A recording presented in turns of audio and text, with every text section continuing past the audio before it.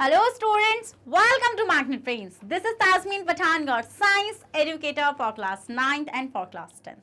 तो भाई जैसे कि मैंने आपको अभी बताया कि मैं आप लोगों को पढ़ा रही हूँ क्लास 9th और क्लास 10th की साइंस, वो भी फुल कंप्लीट डिटेल्ड कोर्स के साथ, जिसमें आपको मिल रहे हैं डेली प्रैक्टिस पेपर्स।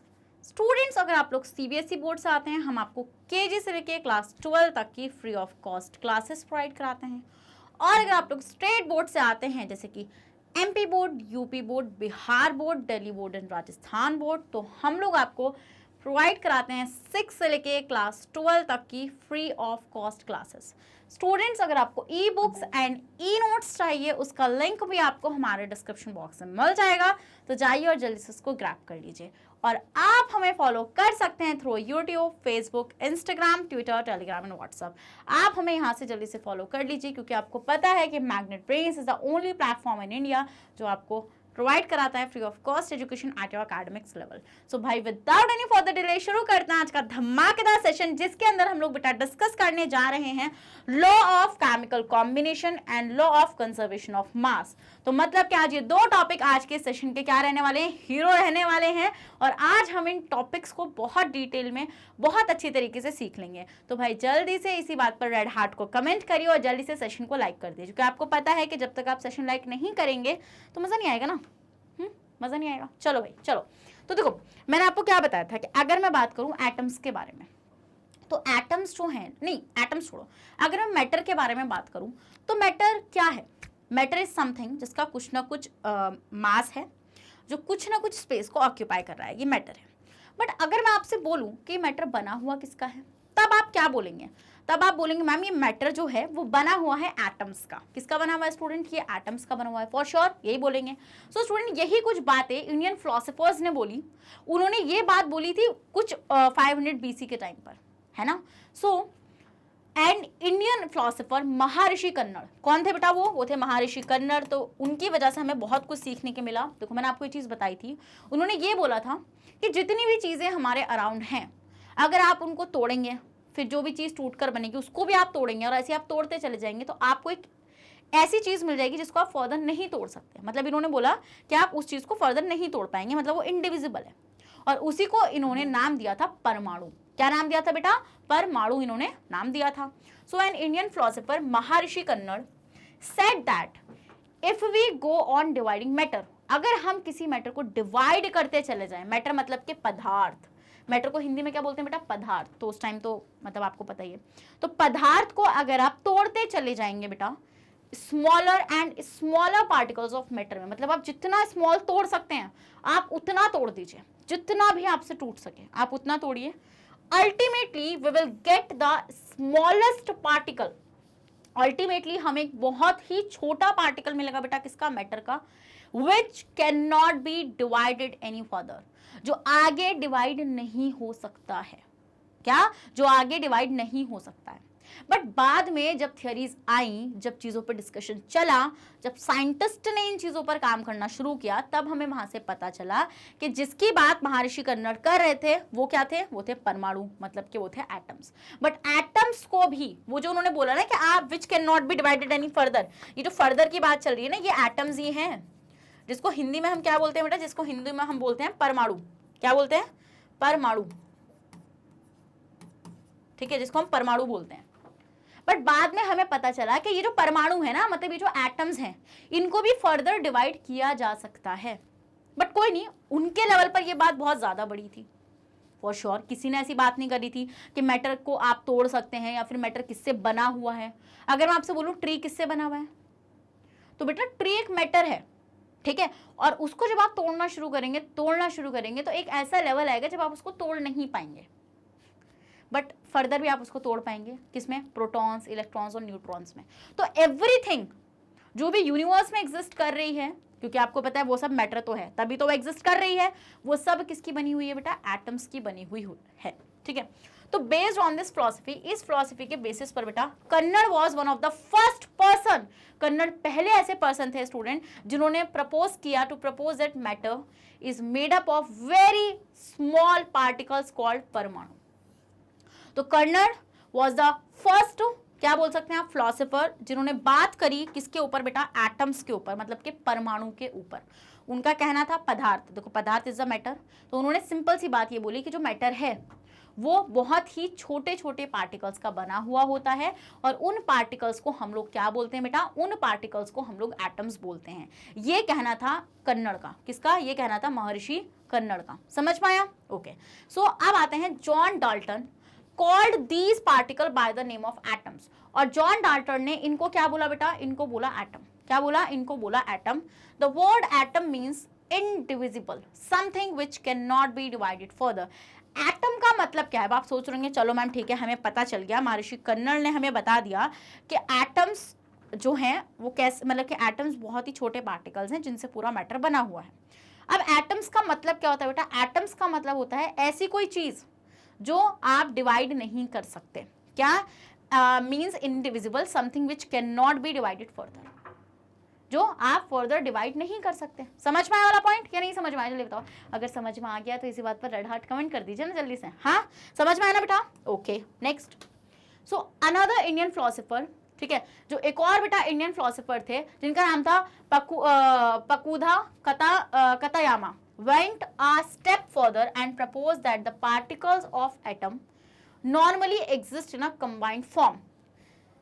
इन्होंने बात करी थी बेटा मॉलिक्यूल्स के बारे में, ठीक है। इन्होंने क्या बात करी थी, इन्होंने बात करी थी मॉलिक्यूल्स के बारे में। इन्होंने बोला कि जो आपके जिनसे मैटर बना हुआ है, मतलब जैसे महर्षि कन्नड़ ने बात करी कि जो आपका मैटर है वो एटम्स का बना हुआ है। फिर इन्होंने क्या बात बोली, इन्होंने ये बात बोली कि भाई जिससे मैटर बना हुआ है ना, परमाणुओं से, वो कैसे फॉर्म में एग्जिस्ट करते हैं बेटा, वो कंबाइंड फॉर्म में एग्जिस्ट करते हैं, मतलब कि वो कभी फ्री फॉर्म में एग्जिस्ट नहीं करते हैं। बट इस पे भी अभी हम देखेंगे, कुछ और तर्क भी रहेंगे, ठीक है।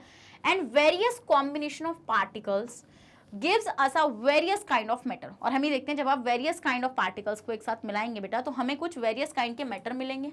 और वो जो कंबाइंड फॉर्म है ना एटम्स की, मतलब कि मान लीजिए मैं बात करूं बेटा ऑक्सीजन की, तो ऑक्सीजन एक एलिमेंट है, बट ये एलिमेंट किससे मिलकर बना हुआ है, ये एक एलिमेंट है, ठीक है, बट ये एलिमेंट बेटा मिलकर बना हुआ है ऑक्सीजन एटम से। ऑक्सीजन एटम्स से आपका मिलकर बना हुआ है। अगर मैं इन ऑक्सीजन एटम्स को एक साथ ऐड कर दूं बेटा तो मुझे क्या मिलेगा, मुझे मिलेंगे दो ऑक्सीजन के एटम, मतलब कि जब दो ऑक्सीजन के एटम्स को मिलाऊंगी तो मुझे क्या मिलेगा बेटा, मुझे मिलेगा मॉलिक्यूल।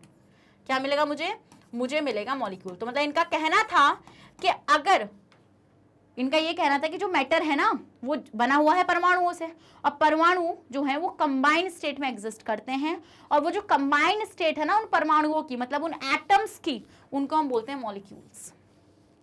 उनको हम क्या बोलते हैं बेटा, उनको हम लोग बोलते हैं मॉलिक्यूल्स। तो ये बात किसने बोली थी बेटा, ये बात बोली थी पकुधा कतायामा में, ठीक है। Okay done. So all matter, तो अब अगर मैं यहां से एक बात बोलूं तो सारा का सारा मैटर बेटा किसका बना हुआ होता है, स्मॉल पार्टिकल्स का बना हुआ होता है, जिनको हम बोलते हैं एटम्स एंड मॉलिक्यूल्स। क्या बोलते हैं बेटा, जब हम इनको एटम्स और मॉलिक्यूल बोलते हैं। इसलिए मैंने आपको चैप्टर ओवर में भी एक बात बोली थी कि जितना भी आपका मैटर एग्जिस्ट कर रहा है वो सब एटम्स या फिर मॉलिक्यूल्स का ही बना हुआ है। समझ गए? आप जैसे वाटर की बात करेंगे बेटा तो वाटर किसका बना हुआ था, वाटर के मॉलिक्यूल्स का। तो वाटर इज अ मैटर, हाँ वाटर क्या आपका एक मैटर है। Different kinds of atoms and molecules have different properties. हम ये देखते हैं बेटा आपके जो एटम्स होते हैं वो डिफरेंट तरीके के होते हैं और उनकी डिफरेंट प्रॉपर्टीज होती हैं, और मॉलिक्यूल्स के भी, ठीक है। Due to which different kind of matter also show different properties. इसलिए हम लोग देखते हैं कि जो आपके डिफरेंट मैटर्स होते हैं वो डिफरेंट प्रॉपर्टीज को शो करते हैं, ठीक है, जो डिफरेंट प्रॉपर्टीज को शो करते हैं। समझ में आया? आप जैसे मान लो मैं बात करूँ बेटा किसकी, ऑक्सीजन के मॉलिक्यूल की बात करूँ तो ऑक्सीजन का मॉलिक्यूल बेसिकली किससे बना हुआ है, ऑक्सीजन के एटम्स से। हाँ ये ऑक्सीजन के एटम्स हैं आपके यहाँ पे। तो हम ये देखते हैं बेटा कि ऑक्सीजन के मॉलिक्यूल्स के अंदर जो एटम है, उन एटम, मतलब वो एटम कितने भी हो सकते हैं, बट उन एटम्स की जो प्रॉपर्टी होगी ना बेटा वो सिमिलर होगी। मतलब कि ऑक्सीजन इन दोनों एटम्स की प्रॉपर्टी सिमिलर ही होने वाली है, ठीक है। बट अगर मैं बात करूं वाटर के मॉलिक्यूल की तो बेटा आप देख रहे हैं वाटर के मॉलिक्यूल के अंदर आपका हाइड्रोजन है और ऑक्सीजन है। तो ये दो डिफरेंट एटम्स हैं, मतलब ये दो डिफरेंट एलिमेंट्स हैं। तो ये आपके देखो हाइड्रोजन जो है वो हाइड्रोजन के एटम से मिलकर बना हुआ है, ऑक्सीजन जो है वो ऑक्सीजन के एटम्स से मिलकर बना हुआ है। नहीं बना हुआ है, बिल्कुल बना हुआ है। तो इसका मतलब बट वो जो एटम्स है ना जिनसे बना हुआ है उन एटम्स की प्रॉपर्टी सिमिलर है, ठीक है। समझ में आया? ओके डन, समझ में आया। आप इसका स्क्रीनशॉट ले सकते हैं बेटा, you can take a screenshot. Okay done, आगे बढ़ जाएं। ठीक है, बिल्कुल बढ़ जाते हैं। तो the 3 important laws of chemical combination, तो जो 3 इंपॉर्टेंट लॉज हैं बेटा, बट उसमें से आपको सिर्फ 2 पढ़ने हैं बिकॉज एनसीईआरटी 2 के बारे में डिस्कशन कर रही है। वो कौन सा है आपका? लॉ ऑफ कंजर्वेशन ऑफ मास और लॉ ऑफ कांस्टेंट प्रोपोर्शन, और एक होता है लॉ ऑफ मल्टीपल प्रोपोर्शन। ये आप ऐसे याद रख लो, ठीक है, ये आप पढ़ोगे जब आप क्लास 11th में होगे। चलिए, सो बेटा सबसे पहले अब हम लोग यहाँ से शुरू करते हैं law of conservation of mass को। किसको? Law of conservation of mass को। तो देखो, इन 18th सेंचुरी, ये कब की बात है बेटा? 18th सेंचुरी की बात है। Scientist noticed that if they carried out a chemical reaction in a closed container then there was no change of mass. 18th century में जो साइंटिस्ट थे, जब वो उन्होंने ये चीज ऑब्जर्व की कि जब वो किसी केमिकल रिएक्शन को कराते हैं क्लोज्ड बीकर के अंदर, किसके अंदर बेटा? ये क्लोज्ड कंटेनर बहुत इंपॉर्टेंट है यहाँ पे, ठीक है, बहुत इंपॉर्टेंट है कि क्लोज्ड कंटेनर के अंदर जब वो किसी रिएक्शन को कराते हैं तो वो ये चीज ऑब्जर्व करते हैं कि मास में कोई चेंज नहीं आता। क्या? मास में कोई चेंज नहीं आता। तो ये बात बड़ी सोचने लायक थी कि भाई जब क्लोज कंटेनर में कर रहे हैं तो मास में चेंज आ क्यों नहीं रहा है? हाँ, जो आपका मास है उसमें चेंज आ क्यों नहीं रहा है? तो this preservation of mass in a chemical reaction led to the formulation of the law of conservation of mass। ये जो हो रहा था ना यहाँ पे कि भाई क्लोज्ड कंटेनर में आप अगर कोई केमिकल रिएक्शन करा रहे हैं तो हम देख रहे हैं कि कोई चेंज नहीं आ रहा मास में। मतलब इमेजिन करो कि आपने कोई 18 ग्राम का रिएक्टेंट लिया था, है ना, तो आपका प्रोडक्ट भी 18 ग्राम का ही बन रहा है क्लोज्ड कंटेनर में। तो वहीं से बेटा फॉर्मुलेशन हुआ किसका? लॉ ऑफ कंजर्वेशन ऑफ मास का। किसका? लॉ ऑफ कंजर्वेशन ऑफ मास, जिसको हम लोग law of conservation of matter भी बोलते हैं। क्या? जिसको हम law of conservation of matter भी बोलते हैं। तो law of conservation of mass was given by Lavoisier. किसने दिया था बेटा? ये दिया था लेवोजियर ने इन 1774। किसमें दिया था बेटा? ये 1774 में दिया था, and it was given by Lavoisier. It can be a question in MCQ कि law of conservation of mass को किस साइंटिस्ट ने दिया था एंड कौन से ईयर में दिया था। ठीक है, समझ में आया? क्योंकि आपका ये एनसीईआरटी में लिखा हुआ है। तो अगर एनसीईआरटी में कोई चीज़ है ना बेटा तो एग्जाम में आने के बिल्कुल चांसेस हैं, और आप बिल्कुल नहीं बोल सकते अपने टीचर से कि मैम ये तो था ही नहीं। बेटा आपके सामने एनसीईआरटी की बुक सामने आ जाएगी। अगर आप मेरे से पढ़े हुए हैं तो फिर तो आप बोल ही नहीं सकते मैम ये तो हमने पढ़ा ही नहीं है ना, क्योंकि मैं तो सब पढ़ा रही हूँ। तो देखिए, according to the law of conservation of mass, ये क्या कहता है बेटा? ये कहता है कि during any of the chemical reaction, हाँ, जब आप किसी केमिकल रिएक्शन को प्रोसीड कर रहे हैं बेटा, तो जो आपका मैटर है ना तो आप क्रिएट कर सकते हैं ना ही आप डिस्ट्रॉय कर सकते हैं। मतलब कि मैटर इज नाइदर क्रिएटेड और destroyed in a chemical reaction. Matter मतलब कि मास, मैंने बताया था law of conservation of mass को आप law of conservation of matter भी बोल सकते हैं। तो आप किसी भी केमिकल रिएक्शन के दौरान ना तो आप मास को क्रिएट कर सकते हैं और ना ही आप मास को डिस्ट्रॉय कर सकते हैं। क्या?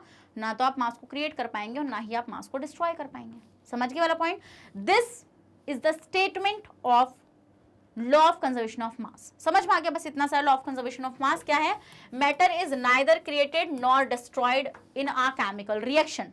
ठीक है, so the substance which combine together in a chemical reaction. देखो आप, सिंपल सी बात है, मान लीजिए बेटा यहाँ पे कोई ए है और कोई बी है और इन दोनों में आपस में केमिकल रिएक्शन हो रही है।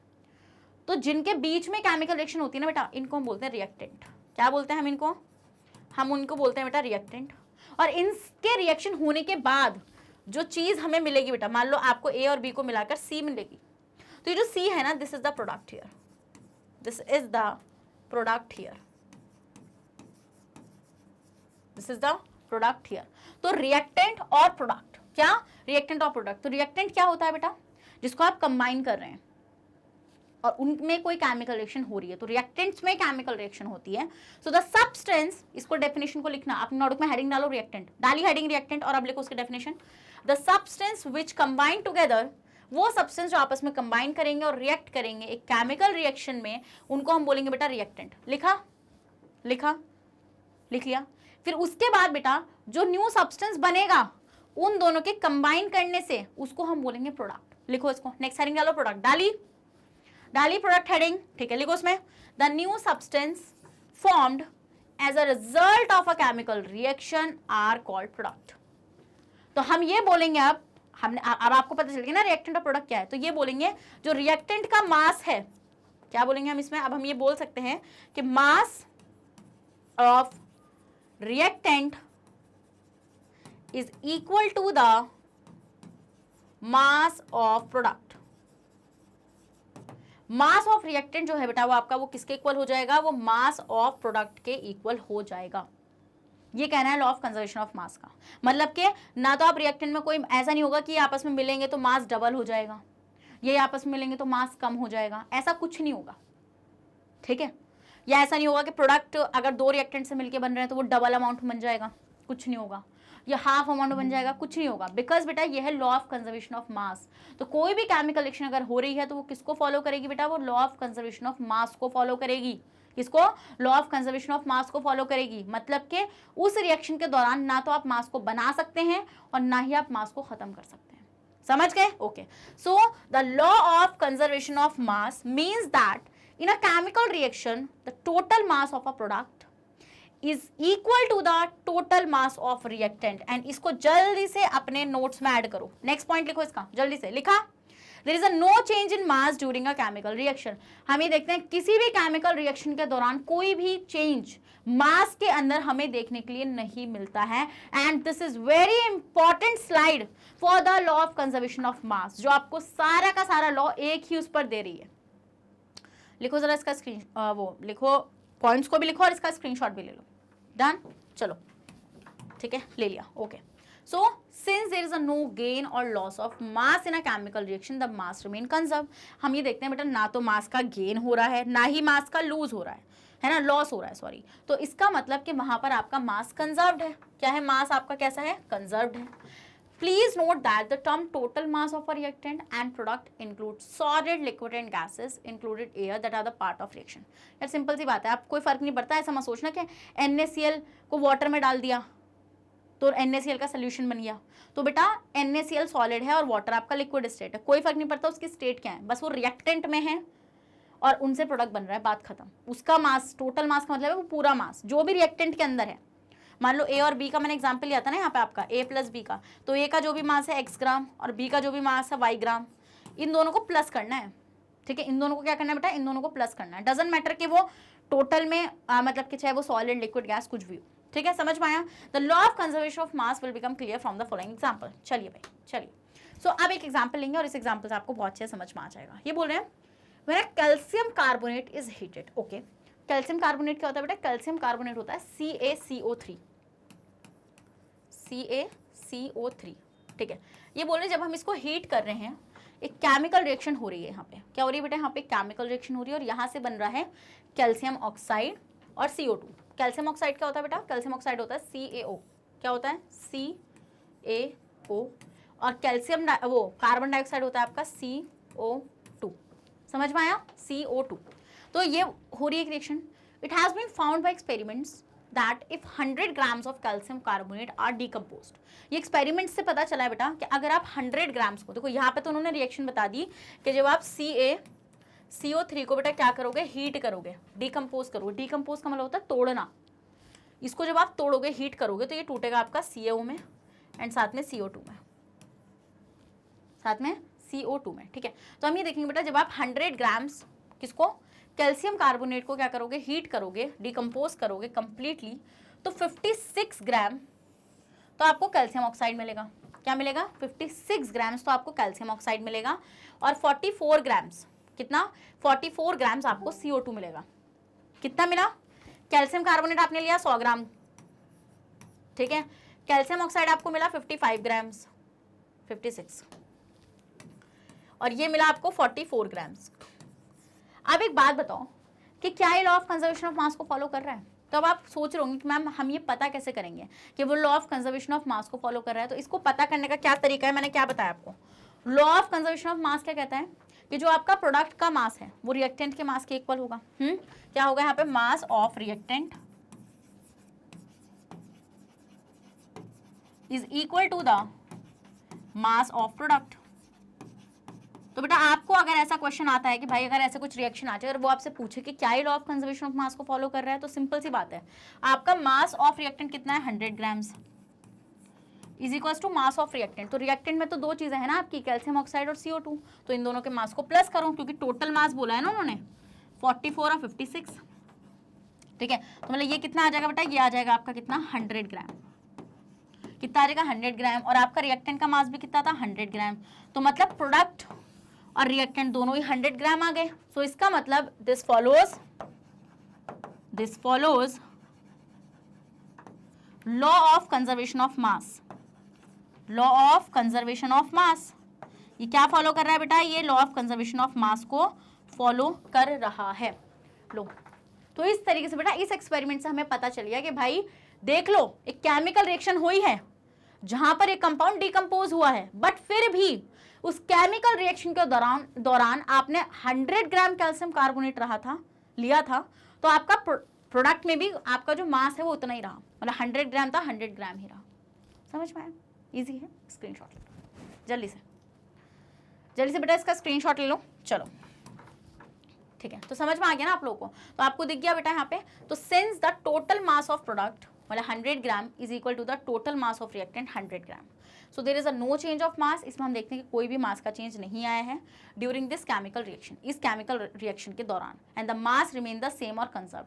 और मास आपका कैसा था बेटा, सेम था और कंजर्व था। ठीक है, तो ये जो एग्जाम्पल मैंने अभी लिया था बेटा, ये किसको सपोर्ट करता है, ये law of conservation of mass को सपोर्ट करता है। समझ में आया वाला पॉइंट आप लोगों को? तो आपको याद रखना है बेटा कि we can verify the law of conservation of mass in the laboratory by taking known masses of 2 chemical. तो आप अगर law of conservation of mass को दिखाना चाहते हैं तो आप बेटा ऐसी एक रिएक्शन करके दिखा सकते हैं जहां पर आपको पता होना चाहिए कि जो भी रिएक्शन आप करने जा रहे हैं तो उसमें आप रिएक्टेंट की क्वांटिटी को कितना ले रहे हैं। ठीक है, एंड जब आप उसको रिएक्ट कराएंगे बेटा, और जब आप उससे बने हुए प्रोडक्ट को मेजर करेंगे, अगर वो इक्वल आ गया तो मतलब वो केमिकल रिएक्शन जो आपने परफॉर्म करी थी इन द लेबोरेटरी वो किसको सपोर्ट करती है बेटा, वो सपोर्ट करती है law of conservation of mass को। और हम देखते हैं कि इसमें कोई चेंज हमें नजर नहीं आता है, तो ईजी है बेटा लॉ ऑफ कंजर्वेशन ऑफ मास, बिल्कुल। चलिए नेक्स्ट आते हैं बेटा एक्टिविटी 3.1, आपको गिवन है बेटा activity 3.1 and it is very very important. ठीक है, तो चलिए बेटा करते हैं एक्टिविटी 3.1 को, जो किसके ऊपर डिपेंड है बेटा, जो आपकी law of conservation of mass के ऊपर ही गिवन है आपको। चलिए देखते हैं, experiment to verify law of conservation of mass. ये एक्सपेरिमेंट है बेटा जिससे आप ये वेरीफाई कर पाएंगे कि कंजर्वेशन ऑफ मास को ये केमिकल रिएक्शन फॉलो कर रही है या नहीं कर रही है। तो let's see, take a clean conical flask. Okay, आपको एक क्लीन कॉनिकल फ्लास्क बेटा कुछ इस तरीके का होता है जो आपके लेबोरेटरी में आपको अवेलेबल हो जाएगा। ठीक है, okay. Next, fitted with a rubber cork. Rubber cork का मतलब क्या है बेटा, this is the rubber cork here. ठीक है, this is the rubber cork here. Next, add a small test tube having a long thread tied to its neck. एक test tube लो और उस टेस्ट ट्यूब की गर्दन में एक धागा बांधो। ठीक है, इस तरीके से कुछ, देखो ये टेस्ट ट्यूब है और ये धागा बंधा हुआ दिख रहा है ना, इस तरीके से धागा बांध दो। ठीक है, थ्रेड, और उसके अंदर क्या लेना है आप देखते हैं। ठीक है, all these things are weighed together on a sensitive balance to find the initial mass of its apparatus, of this apparatus। सबका अच्छा करके, सब चीज़ों का अच्छा करके एक बैलेंस कर लो, मतलब कि सब चीज़ों का मास वास निकाल लो, वेट कर लो उसको। ठीक है, फिर क्या बोल रहे हैं, टेक सम बेरियम क्लोराइड। क्या लेना है, बेरियम क्लोराइड लेना है, solution in a conical flask. Okay, इस कॉनिकल फ्लास्क के अंदर क्या लेना है बेटा, इस कॉनिकल फ्लास्क के अंदर आपको लेना है बेरियम क्लोराइड। ठीक है, okay ma'am. And put some sodium sulphate. Okay, और सोडियम सल्फेट आपको किस में लेना है बेटा, सोडियम सल्फेट आपको इस टेस्ट ट्यूब के अंदर लेना है, on a small test tube, and lower it carefully in the conical flask by holding from free end of the thread tied to its neck. और फिर ध्यान से इसको कॉनिकल फ्लास्क के अंदर होल्ड कराना है। ठीक है, with the help of this thread you are using in this experiment. समझ में आया इतना पॉइंट आप लोगों को? चलो ठीक है, अब हम देखेंगे अब क्या होगा। अब कुछ ऐसा होगा बेटा, कर लिया ना इतना काम, अरे अब तो कर ही लोगे ना। एक कॉनिकल फ्लास्क लो, उसमें बेरियम क्लोराइड ले लो और इस टेस्ट ट्यूब के अंदर सोडियम सल्फेट ले लो और फिर इसको ऐसा अच्छे करके होल्ड कराओ। Next, fix a rubber cork in the mouth of the flask so that it holds the thread formally. अब आपको क्या करना है बेटा, आपको रबर कॉर्क लगानी है जिससे जो थ्रेड है ना, भाई क्यों लगा रहे हो, पकड़ के थोड़ी खड़े रहोगे इतनी देर तक, तो एक रबर कॉर्क लगा दो जिससे थ्रेड एक मतलब के पोजिशन में होल्ड हो जाए, जिससे टेस्ट ट्यूब इजिली होल्ड हो जाए यहाँ पे। Then the mouth of the small test tube should remain above the liquid. और जो आपका माउथ है ना इस टेस्ट ट्यूब का, वो लिक्विड से ऊपर ही होना चाहिए। ठीक है, इन the flask so that the reactant do not get mixed, क्योंकि इस स्टेज पर हम नहीं चाहते कि रिएक्टेंट आपका मिक्स हो जाए। तो उस केस में आपको ये दो रिएक्टेंट है ना बेटा, बेरियम क्लोराइड और सोडियम सल्फेट, यहाँ पर आपका रिएक्टेंट्स हैं फॉर श्योर ना, अब रिएक्शन होगी ना यहाँ पे। हाँ, so the mouth of the small test tube should remain above the liquid, ये तो मैंने आपको बता दिया। Find the mass of the apparatus along with reactant by weighing on the balance. अब आप क्या करो बेटा, रिएक्टेंट का मास एपरेटस के साथ ही वेट कर लो। ठीक है, if we subtract the initial mass of apparatus from this mass we will get the mass of reactant, let them the mass of reactant be x। अब वो बोल रहे हैं कि जो आपका apparatus का मास, पहले मास होगा ना apparatus का जो आपने वे करा होगा, भाई कॉनिकल फ्लास्क टेस्ट ट्यूब इन सबका आपने वे कर लिया होगा। उसके बाद जब आपने इसके अंदर रिएक्टेंट डाला तो अब आपने उसको भी वे कर लिया। तो अब आप क्या करो, एपरेटस वाले मास में से उस वाले मास को अब माइनस कर दो, मतलब इस वाले मास में से अब वो जो एपरेटस वाला मास है उसको माइनस कर दो, तो आपको मिलेगा रिएक्टेंट का मास, मतलब इनका मास आपको मिल जाएगा बेरियम क्लोराइड और सोडियम सल्फेट का, ठीक है, मिल जाएगा। और उसको ये मान रहे हैं x, क्या मान रहे हैं बेटा, ये उसको मान रहे हैं x, ठीक है, x मान रहे हैं। फिर remove the rubber cork from the mouth of conical flask for a moment so that the thread become loose. अब क्या करना है, अब इस रबर कॉर्क को यहाँ से बेटा रिमूव करना है, जिससे आपका थ्रेड जो है वो लूज हो जाए, ढीला हो जाए। तो जैसे ही वो लूज होगा तो जो टेस्ट ट्यूब ऊपर थी इस तरीके से, अब वो ऐसे थोड़ी रहेगी, अब तो वो गिर जाएगी ना, सोल्यूशन के अंदर गिर जाएगी। So the small test tube containing sodium sulphate, जिसके अंदर क्या था बेटा, सोडियम सल्फेट था, now drops in the flask tube for sure बेटा, अब वो किसके अंदर गिर जाएगी, अब वो फ्लास्क के अंदर गिर जाएगी, to which sodium sulphate solution mixes with barium chloride solution. अब हम देखेंगे कि जो आपका सोडियम सल्फेट है बेटा, जो आपका सोडियम सल्फेट है वो किसके साथ मिक्स हो जाएगा बेटा, बेरियम क्लोराइड के साथ मिक्स हो जाएगा, नहीं हो जाएगा, बिल्कुल हो जाएगा। Now barium chloride solution reacts with sodium sulphate, अब जो बेरियम क्लोराइड का सोल्यूशन है बेटा वो सोडियम सल्फेट से रिएक्ट कर जाएगा, बिल्कुल, to form a white PPT. White PPT का मतलब होता है, देखो प्रेसिपिटेट का मतलब होता है कि ऐसी चीज जो इनसॉल्युबल है, ठीक है, तो वो नीचे व्हाइट पीपीटी मिल जाएगी आपको बेरियम सल्फेट की, और आपको सोडियम क्लोराइड का सोल्यूशन मिल जाएगा, और उस सोल्यूशन में नीचे की तरफ आपको व्हाइट कलर की पीपीटी मिलेगी। अब देखो क्या होगा कुछ ऐसा कि आपके पास जो बेरियम क्लोराइड है, मतलब जो आपके पास क्या है, बेरियम क्लोराइड है BaCl2, ये किससे रिएक्शन कर रहा है बेटा, ये सोडियम सल्फेट से रिएक्शन कर रहा है, Na2SO4, और जब ये रिएक्शन कर रहा है बेटा तब ये क्या बना रहा है, ये बना रहा है आपका BSO4, एंड साथ में बन रहा है बेटा आपका NaCl, साथ में क्या बन रहा है, NaCl बन रहा है, ठीक है, ये रिएक्शन हो रही है। तो ये जो आपका BSO4 है बेटा, ये आपका क्या है, ये है आपका व्हाइट प्रेसिपिटेट, मतलब कि व्हाइट पीपीटी, मतलब ये आपका इनसॉल्युबल है बेटा, तो आपका ये ऐसे ही नीचे बैठ जाएगा। पीपीटी का मतलब होता है जो इनसॉल्युबल होता है, जो नीचे बैठ जाएगा, ठीक है, तो इस तरीके से आपका नीचे बैठ जाएगा, और ये रिएक्शन आपकी प्रोसीड हो जाएगी, ठीक है, ये रिएक्शन आपकी प्रोसीड हो जाएगी। पहले आप इस रिएक्शन को लिखो, this is the reaction, this is the reaction here, ठीक है, ये रिएक्शन हो जाएगी जब आप बेरियम क्लोराइड की रिएक्शन किससे कराओगे बेटा, सोडियम सल्फेट से कराओगे। जल्दी से आप इसका स्क्रीनशॉट लो, ले लिया आपने इसका स्क्रीनशॉट, ठीक है, लिया, ओके, लो, ले लिया स्क्रीनशॉट। तो ये रिएक्शन हो गई आपकी जो आपने लिख ली यहाँ पे। Next we again find the mass of apparatus along with product by weighing on a balance. अभी जो प्रोडक्ट बना है ना यहाँ पे, जिसमें सोडियम क्लोराइड का सोल्यूशन है और बेरियम सल्फेट का प्रेसिपिटेट है, उसको आप वे कर लो, ठीक है, कर लो, और फिर क्या करो, उसके इनिशियल मास में से एपरेटस का जो इनिशियल मास था, ये लेबोरेटरी में करना है आपको सारा काम, उसमें से आप उसको माइनस कर दो, मतलब अब जो वेट आएगा ना प्रोडक्ट के साथ उसमें से उसको माइनस कर दो, तो आपको मिलेगा बेटा मास ऑफ प्रोडक्ट। तो सपोज अगर आपने प्रोडक्ट के मास को y माना, आपने y ले लिया, and now if the mass of product y, और अगर आपका ये जो y मास है अगर ये x के इक्वल आ गया, तो एक बात बताओ यार, अगर y x के इक्वल आ गया, आपने x माना था किसका मास, रिएक्टेंट का मास, मास ऑफ रिएक्टेंट, और आपने ये माना था बेटा मास ऑफ प्रोडक्ट, तो अगर ये इक्वल आ गया तो क्या आपको नहीं लगता कि law of conservation of mass को सपोर्ट कर जाएगा, बिल्कुल। तो बेटा हम यहाँ पे देखेंगे कि it supports law of conservation mass. ये किसको सपोर्ट करेगा बेटा, ये law of conservation of mass को सपोर्ट कर जाएगा यहाँ पे, ठीक है, अगर एक्स वाई के इक्वल आ गया। इजी है यार ये एक्टिविटी है, बताओ इतनी आसान एक्टिविटी है, ठीक है, स्क्रीनशॉट ले लो आप इसका। तो इस तरीके से बेटा आप law of conservation of mass को कर सकते हैं। सो केमिकल रिएक्शन आप यहाँ पे देख पा रहे हैं, ठीक है, यहाँ पर आप देखेंगे बेरियम क्लोराइड सोडियम सल्फेट से रिएक्शन करेगा, बेरियम सल्फेट बनाएगा और सोडियम क्लोराइड बनाएगा, ठीक है, समझ में आ गया, okay. So in an experiment to verify law of conservation of mass the following data was obtain. तो हमें कि डेटा ऑब्टेन होगा जब आप वो सब काम करोगे, तो हमें डेटा क्या ऑब्टेन होगा कि जो आपका बेरियम क्लोराइड था आपने उसको 20.8 ग्राम लिया, ठीक है, बेरियम क्लोराइड रिएक्शन लिख लूँ यहाँ पे मैं,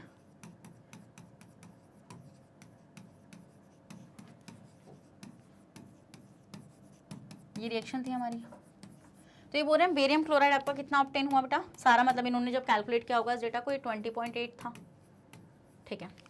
फिर ये बोल रहे हैं सोडियम सल्फेट जो था वो था 14.2 ग्राम। फिर ये बोल रहे हैं बेरियम सल्फेट जो फॉर्म हुआ वो हुआ 23.3 ग्राम, और फिर ये बोल रहे हैं सोडियम क्लोराइड था 11.7 ग्राम, ठीक है, ये इनका ऑब्जर्वेशन था। So in this case barium chloride and sodium sulphate are reactant. बेटा ये दोनों ही आपके रिएक्टेंट हैं और ये दोनों ही आपके क्या हैं, प्रोडक्ट हैं, हाँ। तो हम ये देखेंगे बेटा अगर आप इनको प्लस कर देंगे, कितना, अगर आप इनको प्लस कर देंगे, यहाँ पे आप इनको प्लस कर दो, मतलब इनको इसमें, तो ये कितना हो जाएगा बेटा, आपका हो जाएगा 35 ग्राम्स, कितना हो जाएगा बेटा ये आपका हो जाएगा 35 ग्राम्स, और ये आपका कितना हो जाएगा 10, ये भी हो जाएगा आपका 35 पॉइंट, मतलब 0 का मतलब तो आपको पता ही है ना कि भाई वो ग्राम्स में है। तो इसका मतलब आप देख रहे हैं यहाँ पे बेटा कि आपका जो रिएक्टेंट का मास है, reactant mass is equal to the product mass. ये किसके इक्वल आ रहा है बेटा? ये प्रोडक्ट मास के इक्वल आ रहा है। इसका मतलब ये 35 ग्राम था, ये 35 ग्राम, दोनों इक्वल आ रहे हैं। तो अगर दोनों के मास इक्वल आ रहे हैं तो इसका मतलब रिएक्शन के अंदर ना तो मास क्रिएट हुआ ना ही मास डिस्ट्रॉय हुआ। इसका मतलब ये रिएक्शन जो थी, ये जो एक्सपेरिमेंट था, ये किसको फॉलो कर गया बेटा?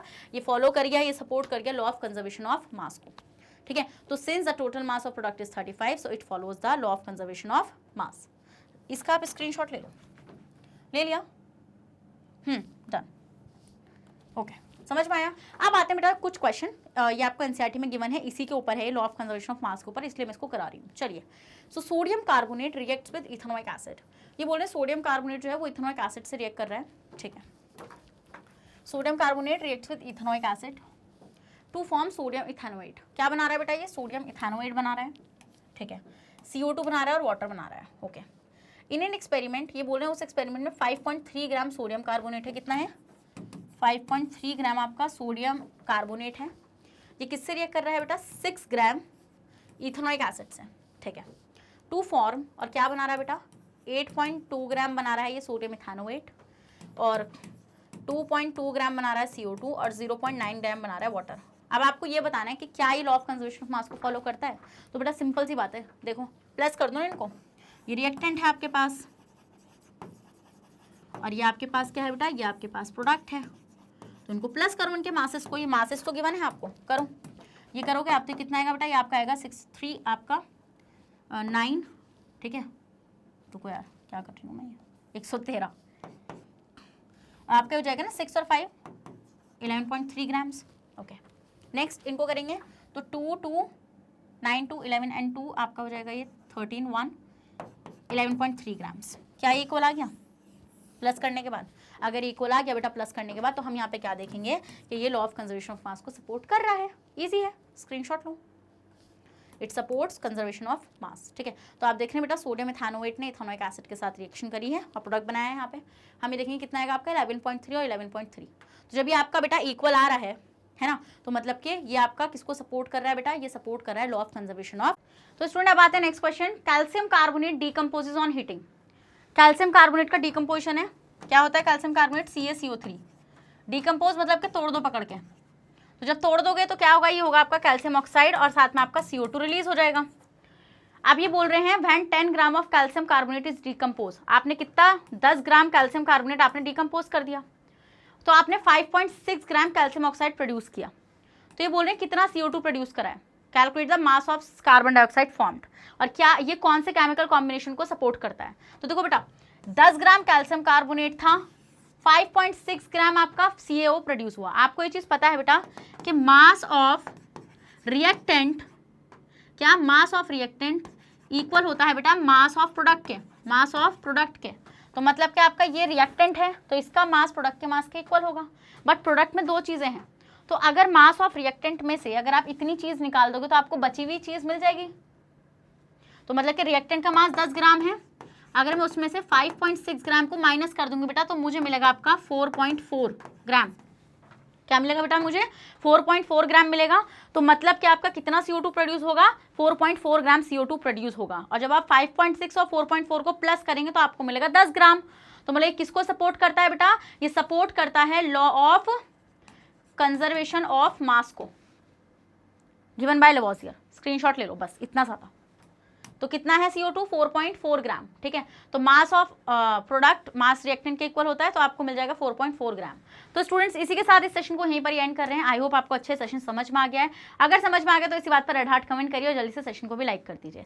आपको पता है बेटा मैग्नेट ब्रेन्स आपको हाई क्वालिटी कंटेंट प्रोवाइड कराता है। अगर आप लोग CBSE बोर्ड से आते हैं, हम आपको KG से लेकर क्लास 12 तक की free of cost classes provide कराते हैं।